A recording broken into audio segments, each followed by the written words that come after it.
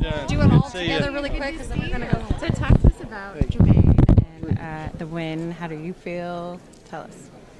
Man, I always wondered what this would be like, to win the Voice as a coach. You know what I mean? And it's got to be two completely different types of feelings. But I don't feel as much proud as I feel like one of those girls that was in the audience when Justin Bieber came out, and they were just screaming, they were falling apart. You know what I mean? That's what I feel like, because Jermaine is a guy that has been in the shadows, for a while, doing some backup singing and whatever he can do to be in the industry, doing what he loves to do.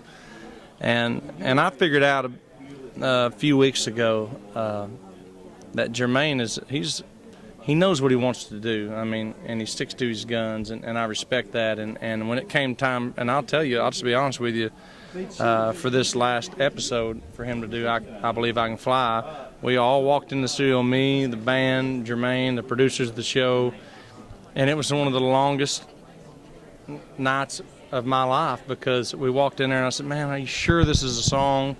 I don't know if it is. I mean, it's kind of a really popular song. I hope it's not overdone or whatever. And we went through a bunch of songs. I mean, we went through a bunch of songs. And finally, at the end of it, I just looked at him and said, you know what, Jermaine, you were right when you came in here. You were right when you walked into this room tonight. I Believe I Can Fly is the right song. And that's the song that he wanted to do. And we heard him sing on a lot of things, and he knew what he should do. And it's really cool to see when an artist is that right, and that makes you know that he deserves to be the winner because he knows what he's doing. Can you talk to us about your guys' You say that you're learning something from him. What is it that you learned from him? I learned from Jermaine when he gets on stage, because he doesn't. If there's one guy in this competition, if there's one person in this competition, then it's never been about how do I look, what am I doing, where's my next step going to be, what's the choreo, what's the production. I mean, the guy just gets up there and falls apart as a human being and becomes an artist, and that's just so rare. I mean, it just really is rare these days in this world of music.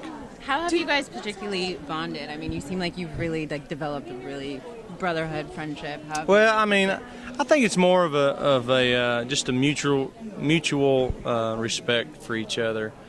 I mean, he definitely is a guy. I mean, he picked me as his coach. I mean, he had an option, and he chose me, and I can't thank him enough for that.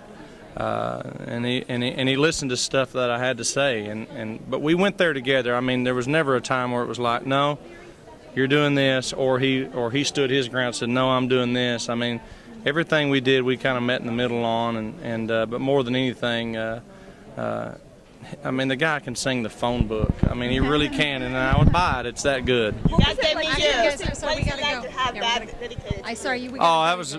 Hey, by the way, I've never been more honored with somebody covering one of my songs than Jermaine Paul. Thank you. Thank you.